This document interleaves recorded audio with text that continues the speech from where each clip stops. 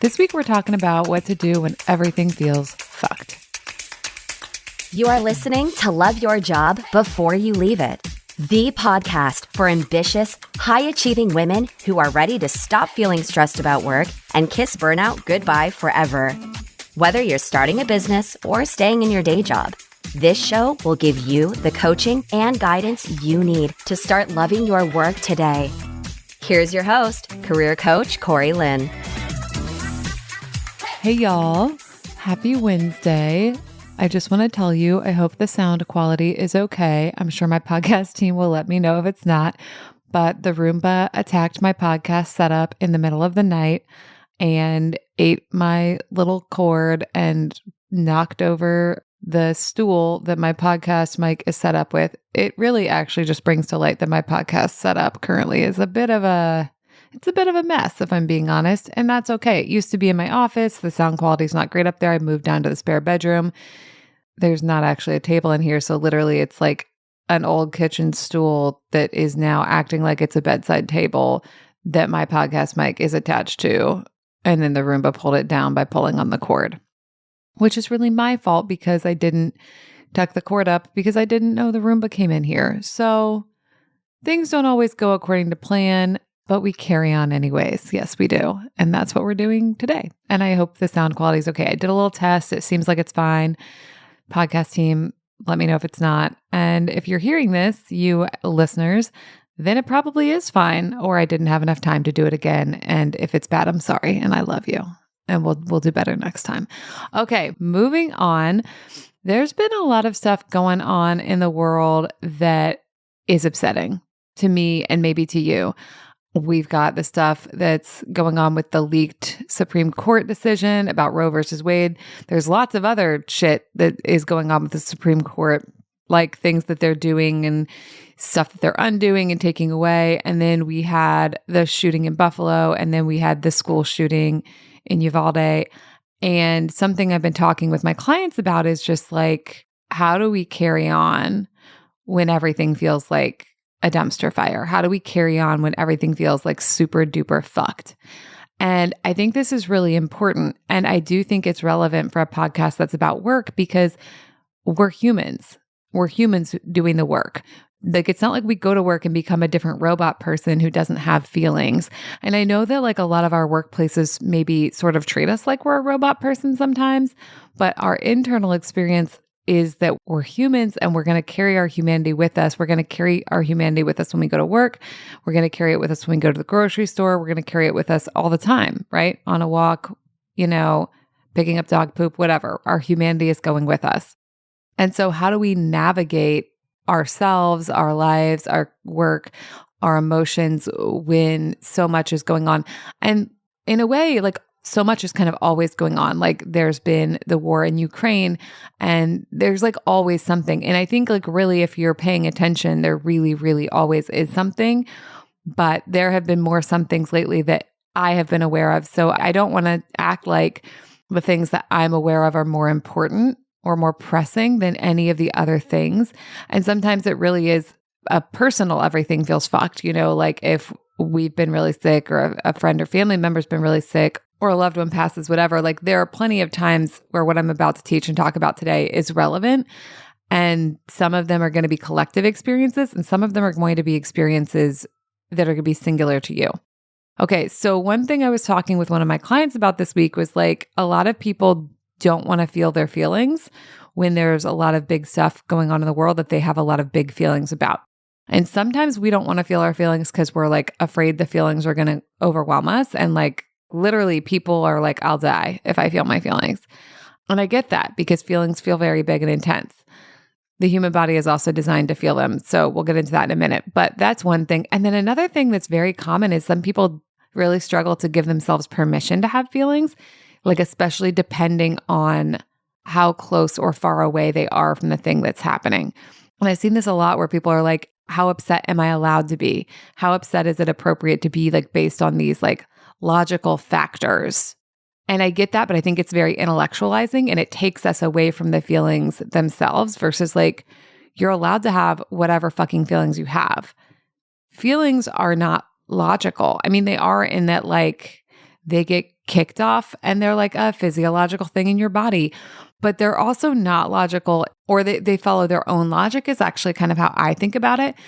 Like any person can feel any feeling if you have a fully functioning human brain. And we do feel them at like really interesting moments. I think, as I've talked about before, our feelings are information, and that can be really interesting to look at. But that, again, is an intellectualization.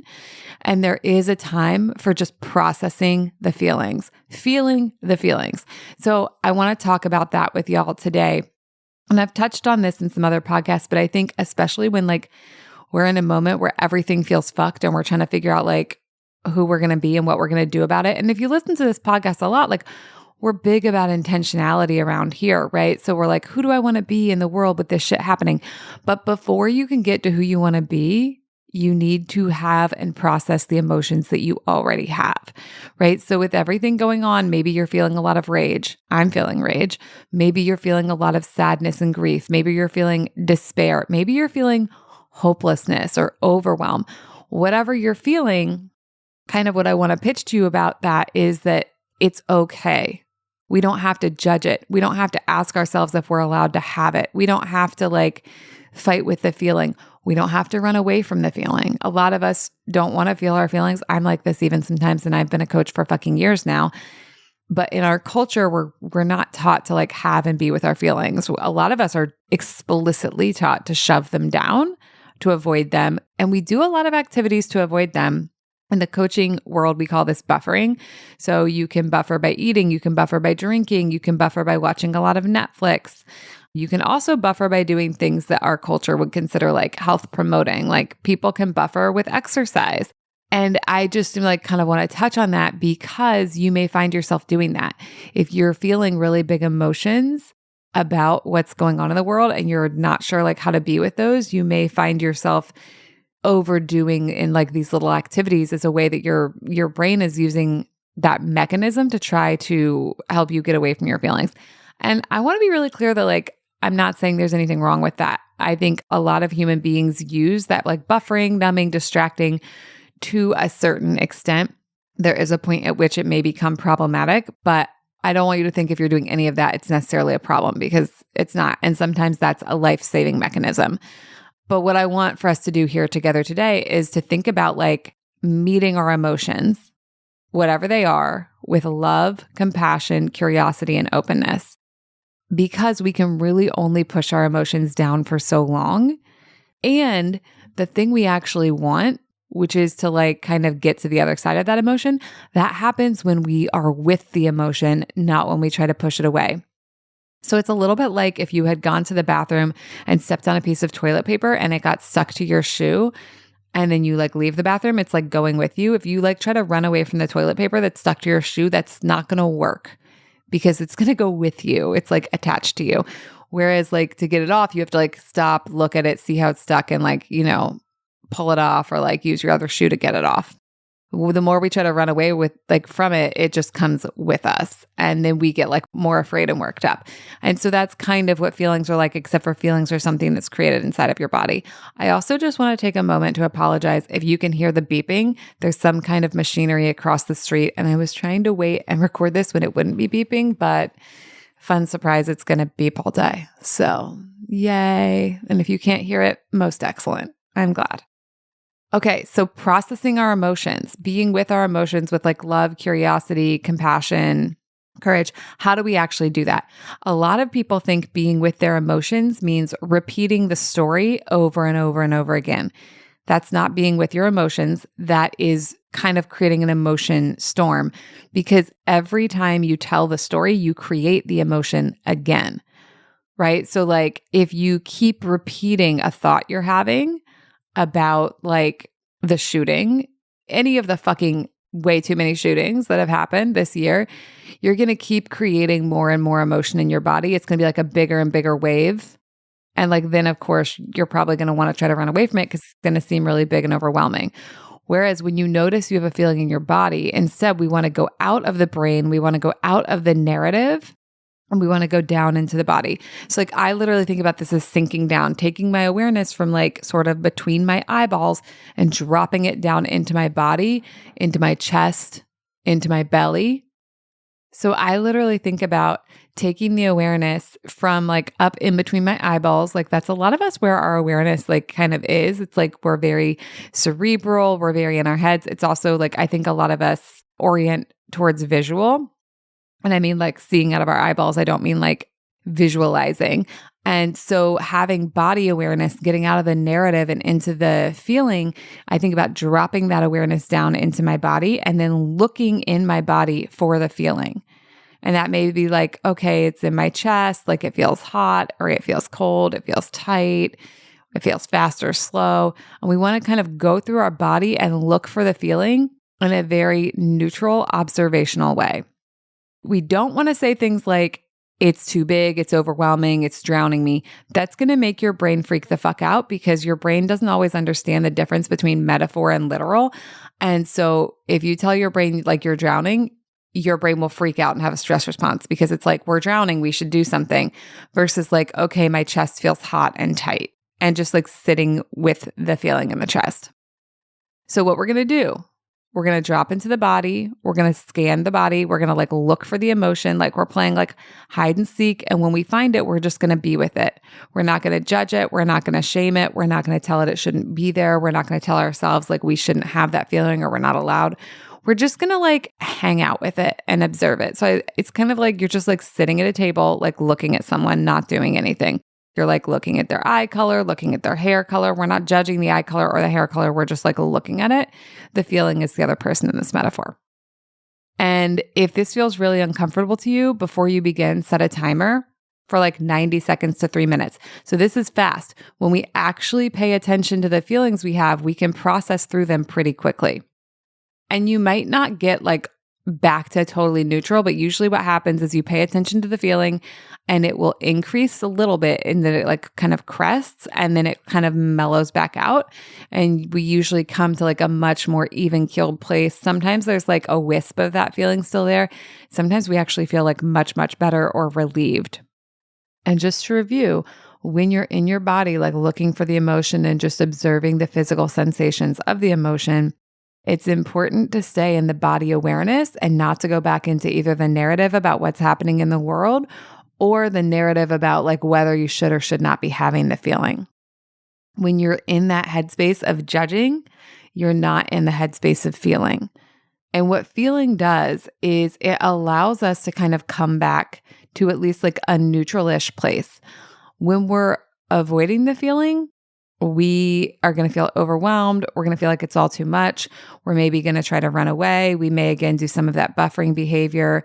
And we may get stuck in what I often call the pit of despair, which is sort of like that hopeless fuck it place where it seems like there's nothing we'll ever be able to do and we should just give up.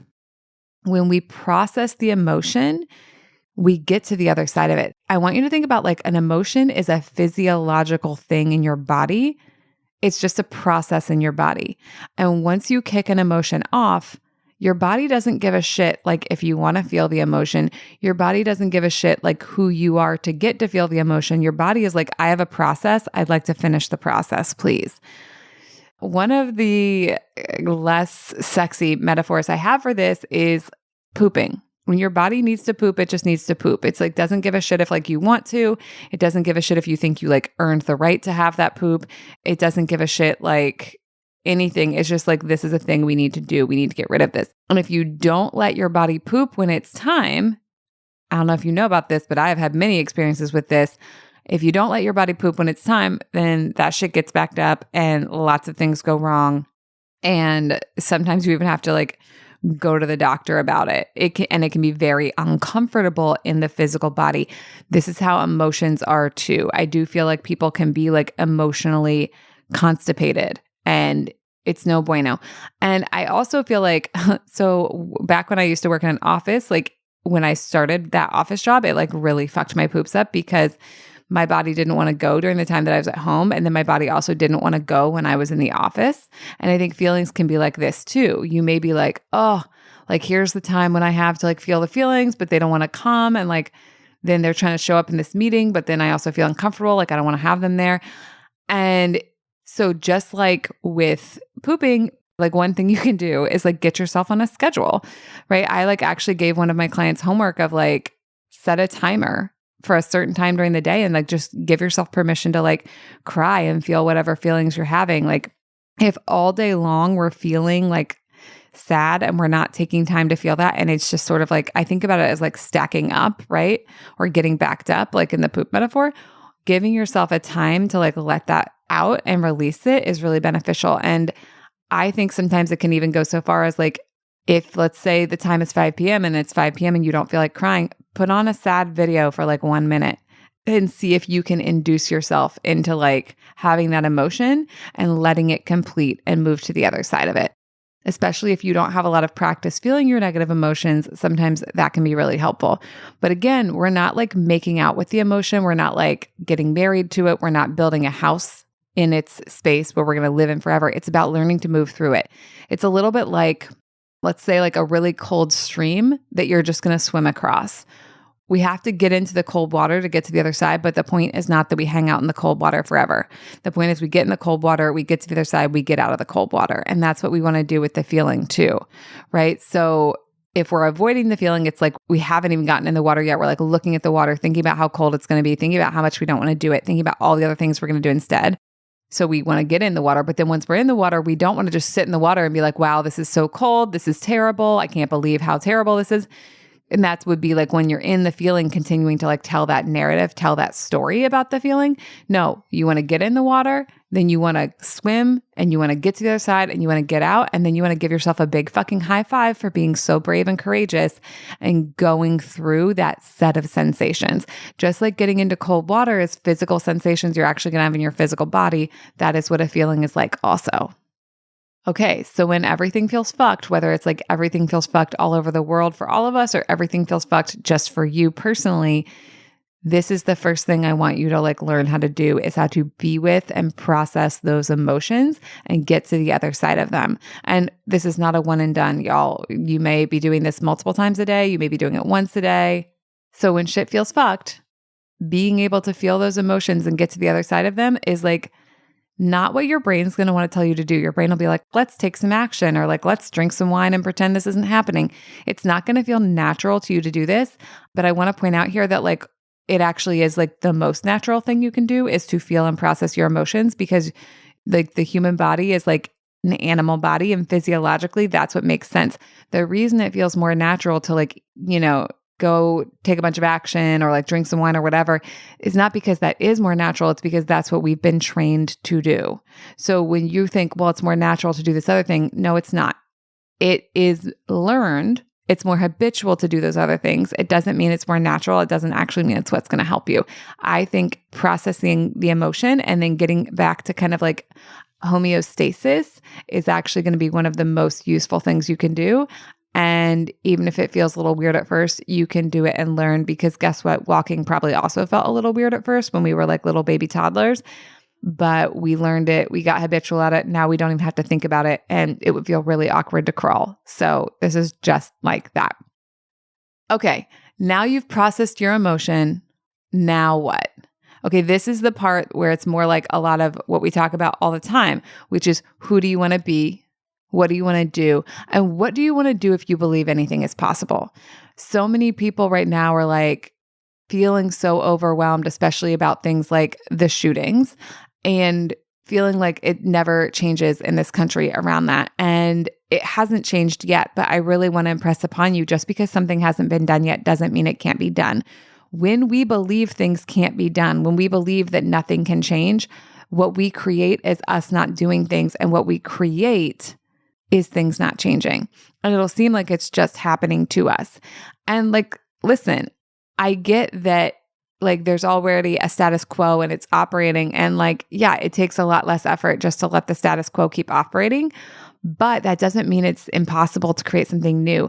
We've made so many huge and incredible changes in this country, like things that people thought wouldn't be possible to change.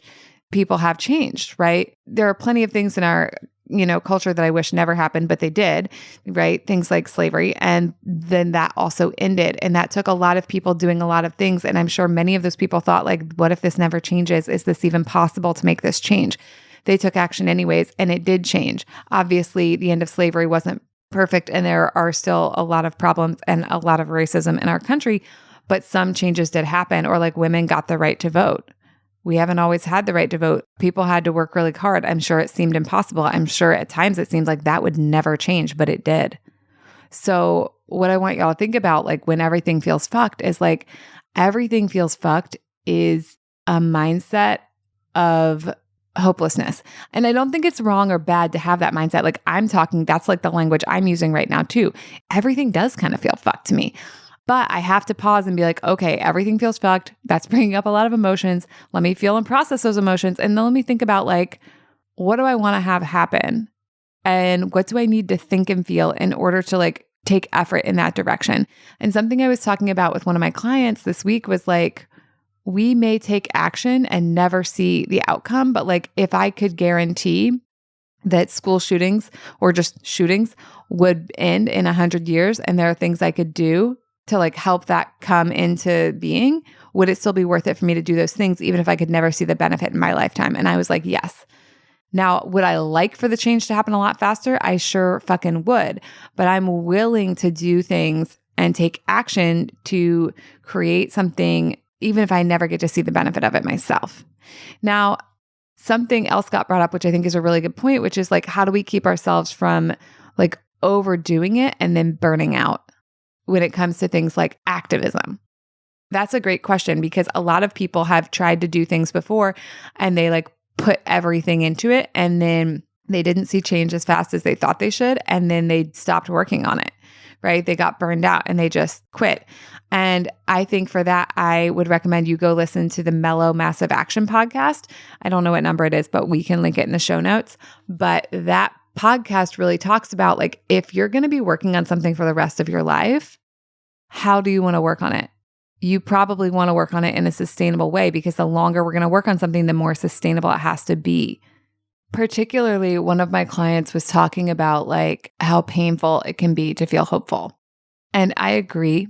And also, I don't think hope is always the best fuel. And there's nothing wrong with hope. Like it can be a really beneficial emotion sometimes, and it may be something you want to feel sometimes. But also, I think sometimes when people take action from hope, they burn out faster, because the hope is like hope for a change. And they're like looking for that to be the reason they're doing something, versus a feeling like commitment or determination, or even like curiosity. Like, if I could change this, how could I? If I could move the needle on this issue, how could I? I think there's something about hope that hooks in to the outcome. And listen, being oriented towards the outcome is important. Like we need to know where we're going if we want to get there. But if we get too attached to it and too attached to it happening on a certain timeline, and if our reason for doing it is that we have to see progress in a certain amount of time, that's going to set us up to then go into the pit of despair later, go into the like, it's not working, versus like, how do we stay in the like, how could it work? What are the ways in which it's already working? What are the ways in which I can make it work more? Whatever working means, like for whatever you're working on. Okay, so let's review. When everything feels fucked, when you're feeling overwhelmed about what's going on in the world or what's going on in your personal life, when it all just seems like way, way too much, what I want to invite you to do is to process your emotions, feel those feelings in your body, complete the bodily experience of having an emotion so you can get to the other side of it. And then I want you to like think about who you want to be in the situation and what mindset's going to help you get there and what you need to put into place to be able to show up however it is you want to show up for it, however long it's going to take. And part of that is going to be choosing a useful mindset, a useful set of thoughts, a useful set of feelings that'll work as better fuel. And some of it's also going to be doing things like resting, doing things like experiencing joy and pleasure, doing things like celebrating the shifts you're able to see, even when you're not where you want to be yet. And then, of course, some of it's going to be feeling even more negative emotion, because that's not a one and done. That's going to keep happening. And I think this is just part of what it means to be alive and be a person in the world and be paying attention. It's also okay to limit what you pay attention to. None of us can do everything. There's so many important issues in the world, and we're not going to necessarily be able to work on all of them. Or if we do work on all of them, then how much work we can do on each of them is going to be less. Let's just say you have like 100%. If you are giving to 100 things, then you can only give 1% to all of them if you're like dividing your percentages evenly. Or, give like 90% to one thing and then 10% to like 99 different things will be like little teeny blips. But you can only do what you can do. And in order to keep doing what you can do, you got to also take care of you. And you're going to be the best expert about what that actually means. But I want to be here as the voice that reminds you, like, you need to rest and feel joy also. And that doing that is also part of how we make big changes in the world. And sometimes that's going to feel awkward as fuck. Sometimes it's going to feel awkward to feel joyful and celebrate when you know other people are suffering. But in a world this size, someone will always be suffering, for better or for worse. I mean, it's not great. I'm not excited about that. I wish it weren't that way. And of course, there's like more suffering than just humans also, right? And I think that sounds really depressing. And like, it is. And also, we can do incredible things.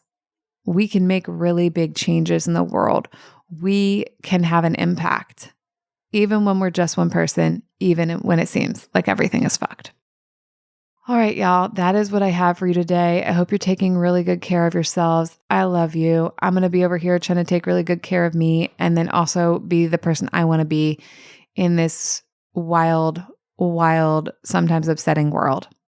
And if this is the kind of work you want to do and you want to take deeper and you want to learn how to like process all your emotions and show up as the person you want to be and create a satisfying as fuck life, even in this imperfect world, come sign up for a consult with me and like, let's talk about working together because I want to support you as you do all of those things. All right, y'all, have a lovely week. Feel those feelings. I'll talk to you next time. Bye. Thank you for listening to Love Your Job Before You Leave It. We'll have another episode for you next week. And in the meantime, if you're feeling super fired up, head on over to CoreyLynn.com for more guidance and resources.